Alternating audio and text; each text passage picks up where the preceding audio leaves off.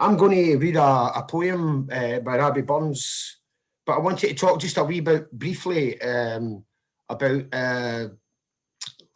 working class poetry in Ayrshire.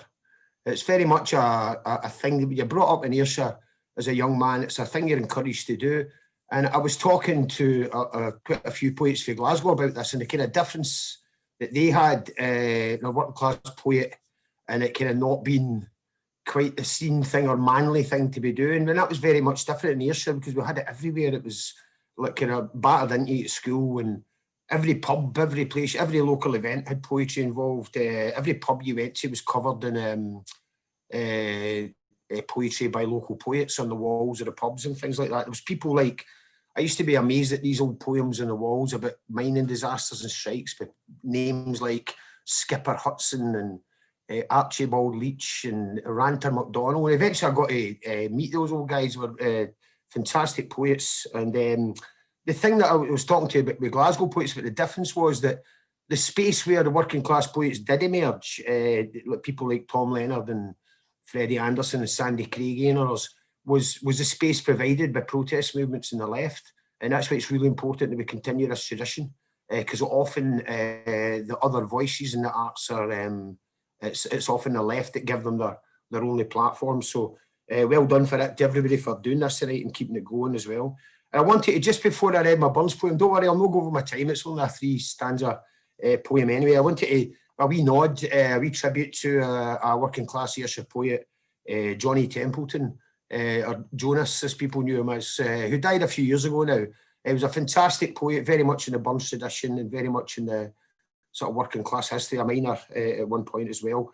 And Burns always, as we know, talks in the Ayrshire, writes in the Ayrshire dialect and uses Ayrshire words.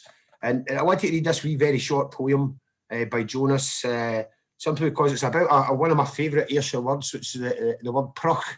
And I don't think it exists very far outside of Ayrshire. And prach is the stuff that you surreptitiously obtain from your workplace, the stuff you nick for your work.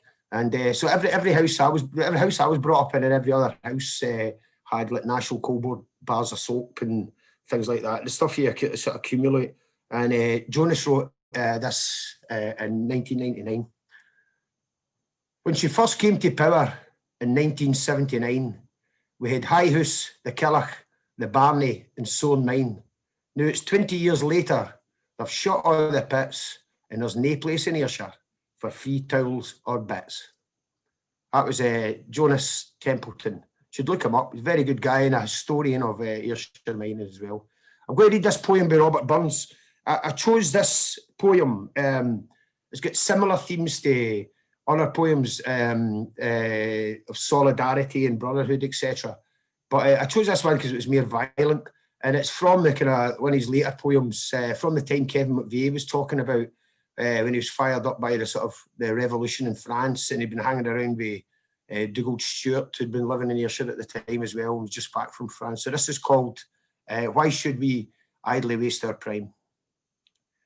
Why should we idly waste our prime, repeating our oppressions?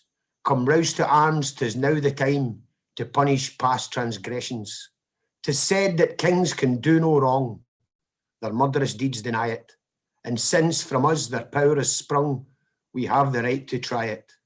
Now each true patriot's song shall be, welcome death or liberty. Proud priests and bishops we'll translate and canonise as martyrs. The guillotine on peers shall wait, and knights shall hang in garters. Those despots long have trod us down, and judges are their engines. Such wretched minions of a crown demand the people's vengeance. Today 'tis theirs, tomorrow we shall don the cap of liberty. The golden age will then revive, each man will be a brother. In harmony we all shall live, and share the earth together.